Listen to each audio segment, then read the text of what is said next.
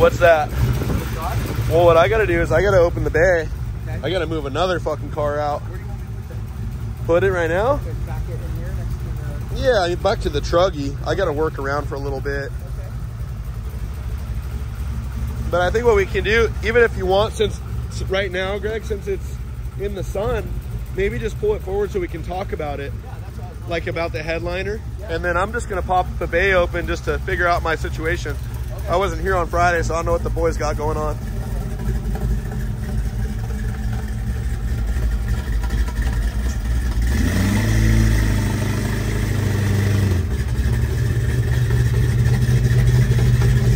Greg's truck's here. We're gonna talk about what we're gonna do. Pretty quick job, but I figured I'd run some of this just in raw format. I just want to kind of go over kind of what I'm... I do too, and I just wanted to cover it live, like, well, not live, but just to do it. Yeah, it's all good. Because I think that what would be really cool is to, like, that's something we always get cars in, and then we, you know, do the work, and we don't cover it, how the work was originally going to be done or whatever. And so I think it's cool to, I'll go over the process with you, and then I'll be able to build it and close it out, you know? And it's good to cover, like, realistic expectations, right? Totally. Because this isn't my first program on this, something like this, so I understand what you want done and what can be done are often two different things. Totally. So all I can do is kind of tell you how I imagine the final work being done, and then you can tell me how realistic it is. Or sometimes I'm okay with you telling me, like, dude, that doesn't make any sense. It's going to cost you like an extra 25 hours. Like, yeah. I can do it, but it's dumb. You know, I'm okay with that. Like, you're not going to hurt my feelings. I'm going to pop on the other side and prop this thing up so I don't have to hold it. Okay.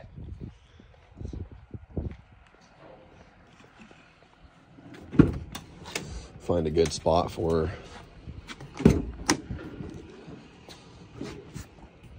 How about that? Stay there.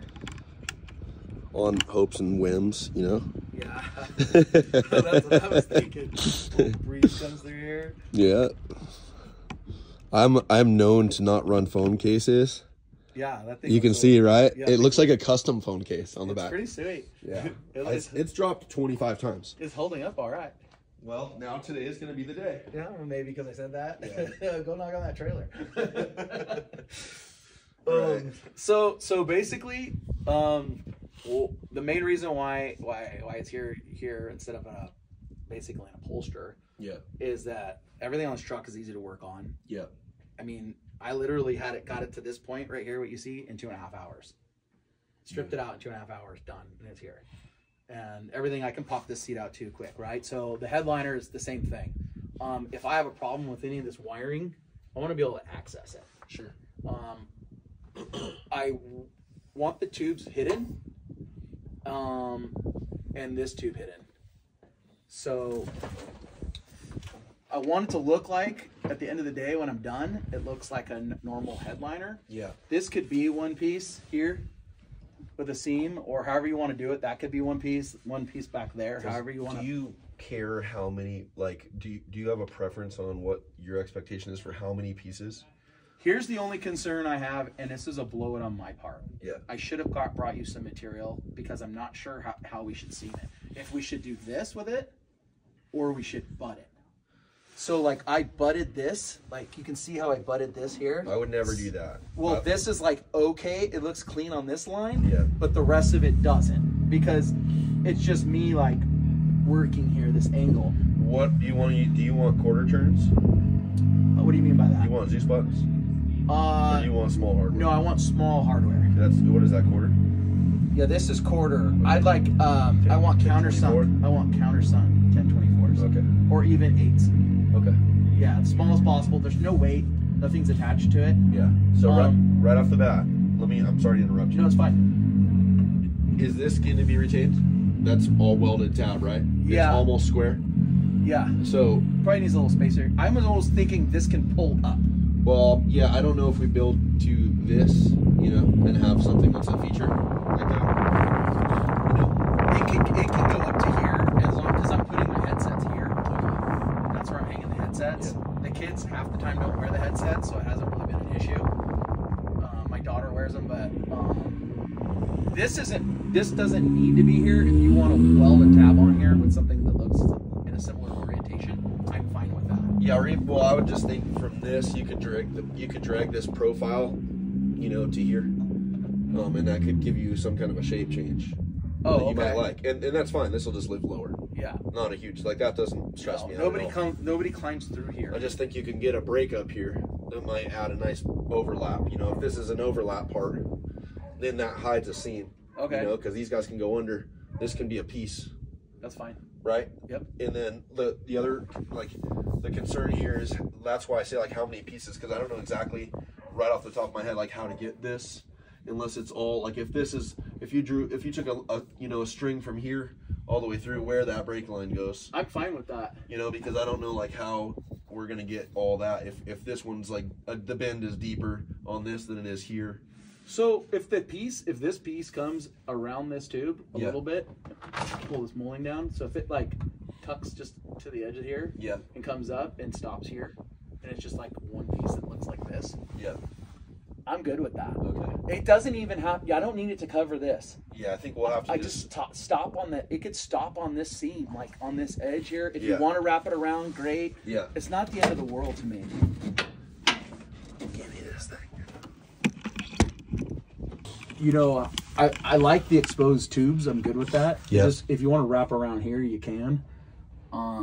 I've got a bunch of wiring that's sitting like on the other side of this. Yeah. It's just connectors and bullshit and antennas and weird wonky stuff. Well, I think just for forming, you're gonna only get so much if you're running big panel work. Totally. Unless you're starting to weld seams just to wrap stuff, you know. Yeah, and no, I think do what you can with the tool, with the bender or with the roller. Yeah, the roller, and get as much coverage as you can, and I'm good with that. Okay.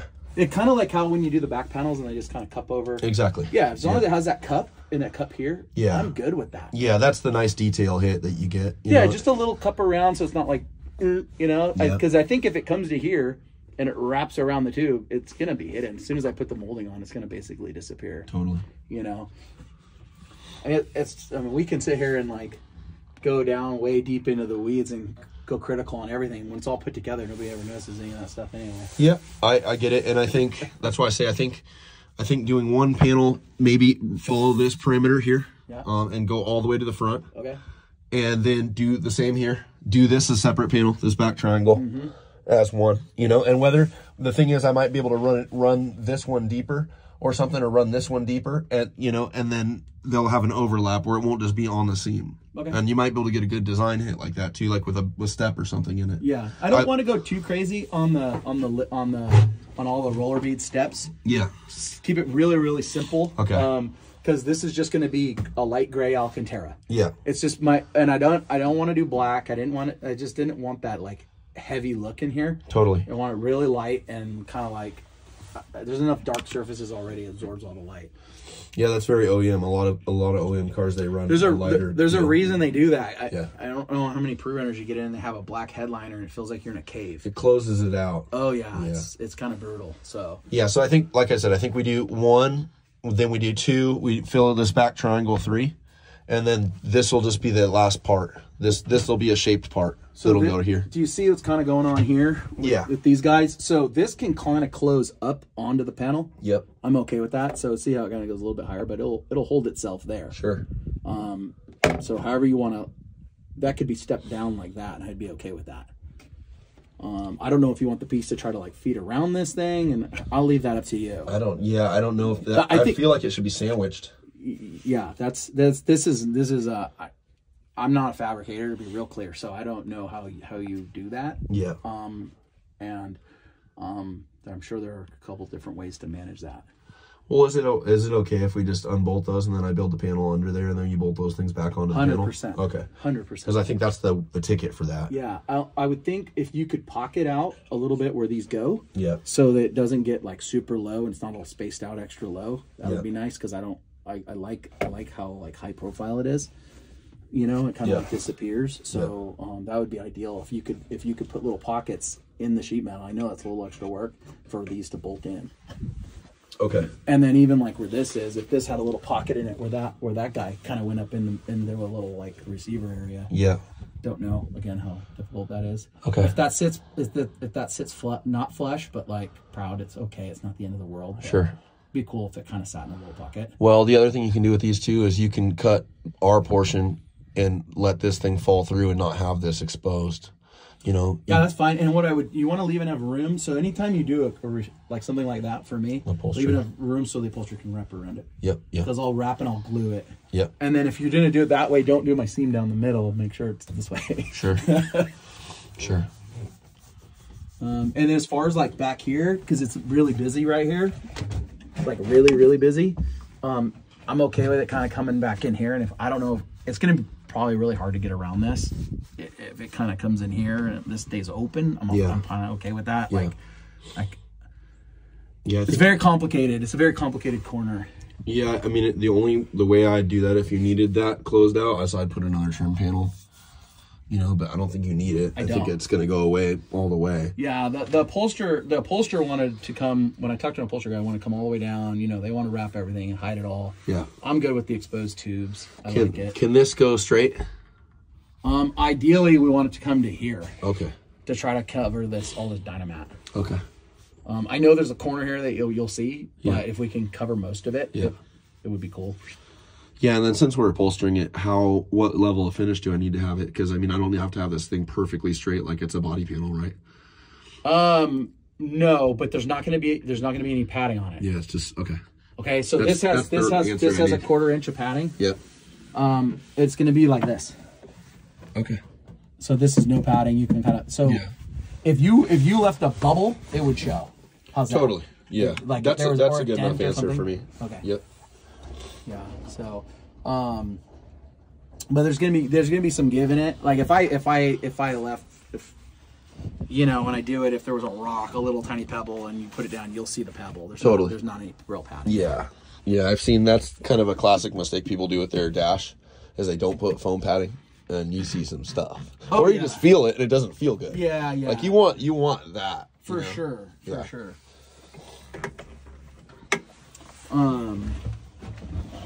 That's pretty much, honestly, that's pretty much it. That's all. Yeah. You know, just the stuff in here, finishing up the interior, I'm doing that myself. I got the rest of it. Yep. I ran into a major heat issue. I smelled some burning in here and I wasn't quite sure what it was. It turns out the mufflers are like super heat. Danger close. It's getting over 250 degrees. It's getting like 300 degrees. And the kids were like, it's hot. Yeah. And the AC really wasn't helping them. And so it turns out the Dynamat's melting, and even the Dynadeck was melting. It melted some of it to the Dynamat I was tripping. Yeah.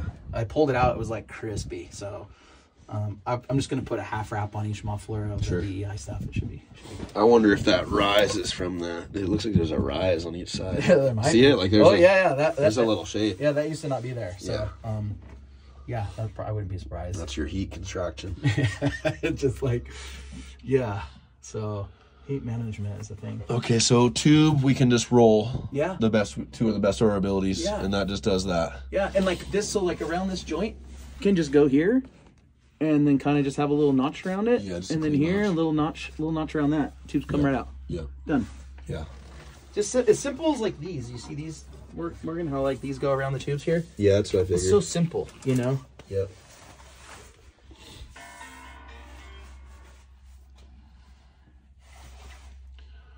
Yeah, 063. The only concern I have with 063 is getting a good countersink. Usually what that does is the countersink is thicker than the actual material. Yeah. And if you do the tabs right, or if it's into a nutsert, the nutsert allows... It's got a throat in it. Oh yeah. So you can just send it. Yeah. And then you're good. So this would probably be a series of tabs with nutserts. I nutserted this whole thing myself. I'm down with nutserts. I know about some nutserts. But that gives us that good depth for the countersink to go through. Then the 063 is not really. That's not a 3/16 hole. So it's a little bigger. I understand how tight a 1024 needs to be. Yeah. Okay. I'm not getting out the quarter. You know the 1/2 ratchet. Yeah. And crank it. Sure. Yeah. Yeah, 1024 is my most common hardware we use, period, on everything. Works great, yeah. So, the only thing that sucks about the countersinks, unless you have a place for them, I haven't been able to find the black oxide stainless bolts. Oof. Have you found those? No, I find them in all my button heads are stainless. Yeah. But they're black. Yeah. But I haven't found a countersunk black. I've never I always just use stainless. Oh, yeah. I'll probably use black because they disappear. Yeah, the only problem You can put it together the way you want to put it together, and then I'll go back through it. Okay. Well, I mean, I'd call Specialty Fasteners and ask. Okay. But I don't know. I've like never myself seen black oxide stainless countersunk 1024. I've never seen it ever. I looked for it. I couldn't find it. Yeah. Yeah, I looked for countersunk stainless bolts in general on McMaster-Carr, and I couldn't find it. Yeah. Because all the bolts on my fascia Yeah. are all countersunk, Yeah. and all the shit like that holds the fenders on. Yeah. So I'm like changing that hardware out all the time because I hate the look of rusted bolts. Well, that black oxide's so fucked because that's what it does. Like, but people, if it's a stainless version, it doesn't rust. No, of course not. Yeah, but people are like, I got a 12-point black oxide. I'm like, have fun. So right here, you have these an are orange black, bolt. These are 12-point Yeah. black oxides. I bought 3 boxes of them and realized they were just rust. Is the only place I could use them. Yeah, exactly. But I'm like, oh, those look cool. Well, you might get a win if you do the headliner in just a black oxide, like a 1024. Yeah. Non-stainless. Yeah, it might not. I don't think it's going to rust. Yeah, these aren't rusting, so I'll have. probably be okay. Especially up here. Yeah. Because you're going to be good. And if it's plush. The truck is pretty fucking sealed. Yeah. Like, it's pretty amazing how sealed it is. And then if there was any tiny little cracks, the Raptor liner sealed it. Yeah, that's easy. Yeah, it just like covered it up. Yeah, I think that's the ticket too, is like a lot of, you want to seam weld all the shit. Yeah. But really, if you were building it, like you could just put 3M body seal. You could stitch the whole car. You could. And 3M body seal, and you're just as good. Like, I think so. 100%. It's just you want the style points for like welding the whole thing out. This thing looked so beautiful, and then I just sprayed all this shit over it. Like the whole truck. I was seriously debating clear coating the whole truck at one point. I'm like, this is just horrendous to cover all this work. It looks so badass. And then we just like, that's how the cookie crumbles. I know. And it is what it is. So how long I'm gonna step out. Yeah. Or crawl. Well, that's funny. You can get through there. So pretty easy. Yeah. You're about as big as you can to get through there, but legitimately my kids never have to go this way. They just go right into their spots. I didn't negotiate any other option. I'm like, that's the spot to go through. Yeah.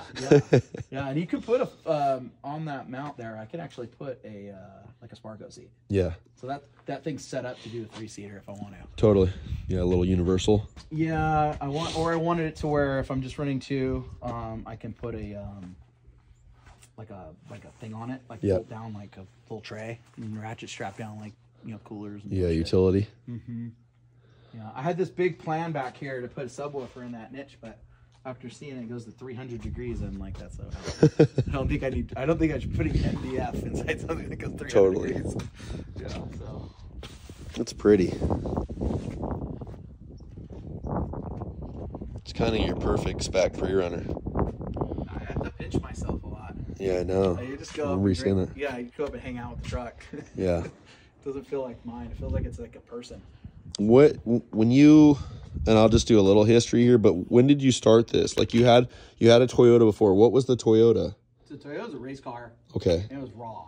Yeah. It wasn't very pretty inside, but it got it. It was fun. Yeah. And then I had a buggy also that was a decent buggy, like a nice 4-seater. And I was racing. What started all this was I raced the 2018 Laughlin race, and all my friends showed up, but they all drove a trail. Yeah. So I'm like, oh, I want to do that. Yeah. So I started getting one of them. I was trying to get one of them to sell me one of his trucks.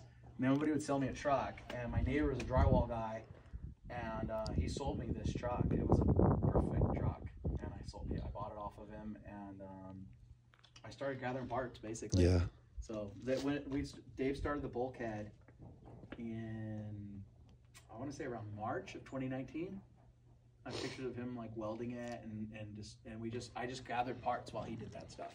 It's bulkhead and then does it go tube on the floor? Yeah. Or is it like plate Y-frame style? No. This is built exactly the way you would build a trophy truck. Yeah. There's not like the plating and the big, it doesn't have any of that. And if you look at the tunnel on this thing, you can tell it's like how they do a 6100 or trophy truck, because normally the air filter sits right here. Sure. Right? Yeah. And because it's wide in the middle, It's super strong that way because it's just the spine is huge. Yeah. Yeah, there's no plate work other than, you know, mounts. Yeah. We almost turned this into a 6100, but my wife put the kibosh on that. Good for her. Thank you, wife. Well, she said if you wanted another race car, you should have sold the race truck instead of the buggy. Those are her exact words. This thing's too good. And we have, what do you have on it? You have 1,400 miles on it right now? Yeah, 1,500 or something like that. Yeah, something like that. Yeah. It's been pretty solid. What's the wheelbase? 134. Okay. It's about as short as we could get it, without putting the shocks in the cab because I needed all that space. Yeah. So there was a little compromise there on the rear, but I don't feel it. No, and when I see the bedsides on it, it doesn't look like it has like a long bedside on it. It looks like a short and wheelbase car. They're custom bedsides. Yeah. Yeah. Who did those? This guy Dave Smith. Oh, they're like custom. They're like we took Fiberworks bedsides and cut them up. Yeah. And then even the front end, you know, they don't make this. Nobody makes this conversion. Yeah, So it's gorgeous. So he had to do the conversion too for me. That's like a whole nother thing, right? That nobody ever talks about. What's that? Well, you build the truck and then you fiberglass the thing. Yeah. Like that's like. And how fucked up that part is. That's a whole nother thing. Tatanka, Sean. Buenos dias. Buenos dias. I didn't. You need to leave? Yeah. Okay, copy. Yeah. Nice truck. Thank you. Nice, Sean. Looks like it works. All right. Well, Greg's here with this thing. I think we're gonna start doing more format where just to get more stuff to you guys, where it's not just like polished videos, but it'll just be myself and either a client or someone like Greg or the guys in the shop, and we'll be able to put more information out like that. It just won't be as edited or polished. Like I said, it'll be just more raw stuff. So I think that's it. We'll just get this thing going and cover it, and then you can critique it when you pick it up. I'll save my comments. Don't do that.